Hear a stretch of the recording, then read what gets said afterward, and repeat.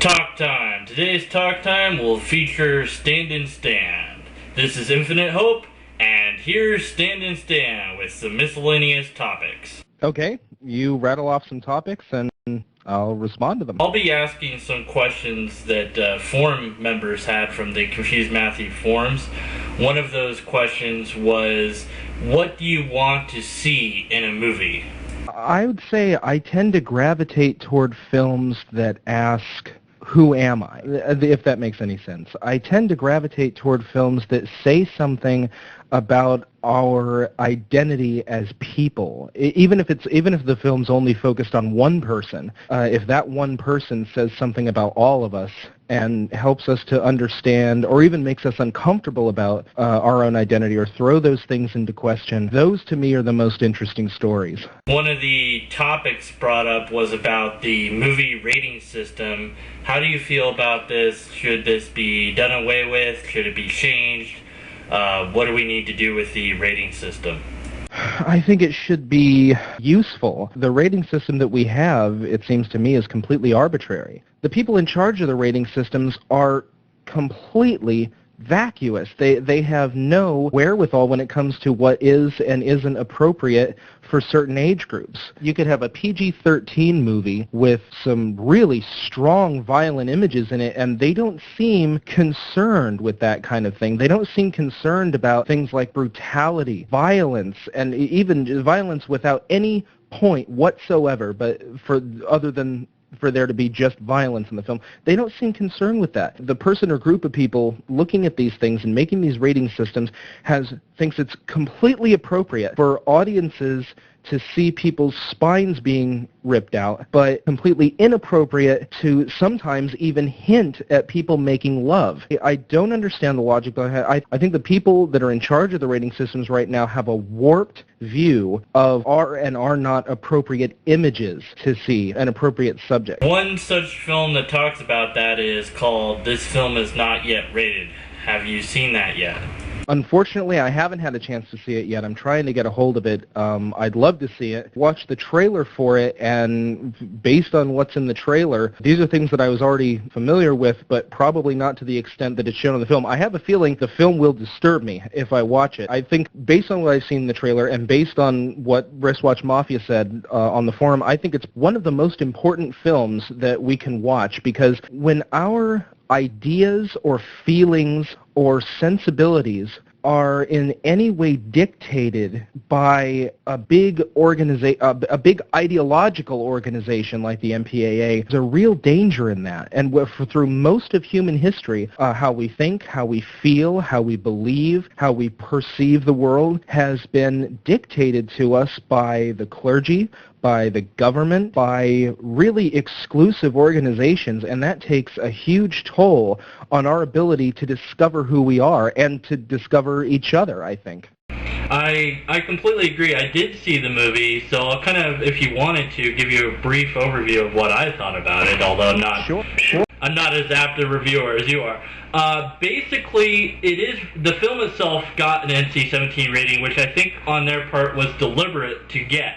They got that rating because they show movies that had the NC-17 rating in the movie.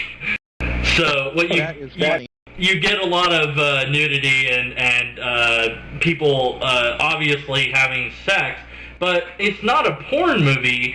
And I think the reason that this rating system was created is because we fear that movies will just start throwing out porn movies at us like left and right. Well, rarely has that been done. Even in the NC-17 rating, even with a movie, a terrible movie, by the way, Showgirls didn't do that. It wasn't a softcore porn movie that had a point to make. I don't think it made it very well. And what point there was, I think, was so typical and ordinary. Anybody could think of this, and the person who wrote it was paid buckets of money to do it.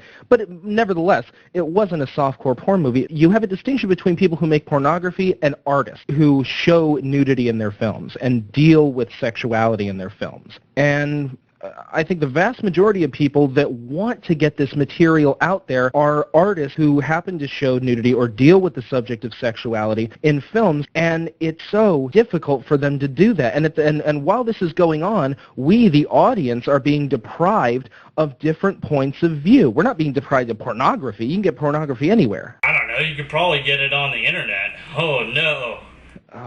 Absolutely. But no, at the same time, we're being deprived of people expressing themselves. We're being deprived, and we're being deprived of a point of view that we may not have thought of before, or even thought about before, or certain cultures and subcultures and kinds of people. There's a real danger in, and I think this is seen throughout the late 90s, or early to late 90s and into the 2000s, the attempt, a very deliberate and conscious attempt on the part of television producers and studios to have different ethnic groups being portrayed non-stereotypically but realistically in television, that there was a demand for that kind of thing because there's a real danger in having the only means by which we artistically perceive society and the world and different cultures being limited to whites or Christians or American culture. There's a real danger in that. It really does harm our sensibilities when that's going on. Yeah, they've used the other thing that the movie did was it uncovered this secret organization that's nobody can know these names of the people that rape these things, because if the public knew these names, they would be quote-unquote pressured into making different choices for the movies that they rate. And then they said the examples, they said, well, politicians are in that position, but yet are they compromised? That's arguable. But, you know, the point is you can be in a position of power and not be affected by what other people say unless they're worried that they're going to get paid off by the movies to, you know, give them a certain rating or something of that nature. But that, I think, would be something that you could uncover or find out about.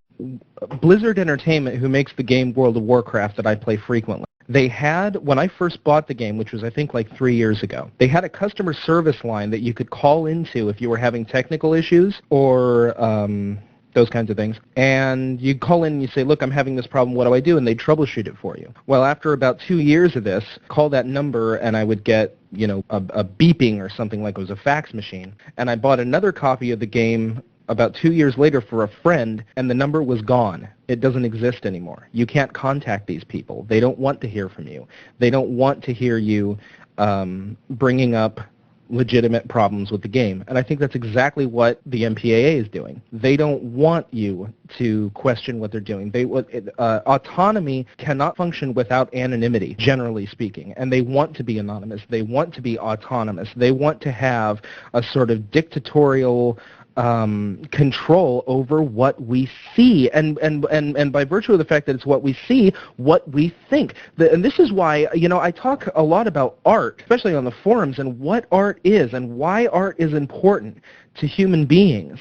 And movies and television are probably the most frequently watched and most frequently used forms of art today. And you take entertainment out of the equation and you realize that these are the things that help us shape the way we see ourselves, the way we see other people. They really do that on a subconscious and conscious level. They really have that effect. And that is something that cannot be under the thumb of a small, ideological and exclusive organization. We realize and we remember why art is important and the power that it holds over us. This will conclude part 1 of the Talk Time with Stan and Stan.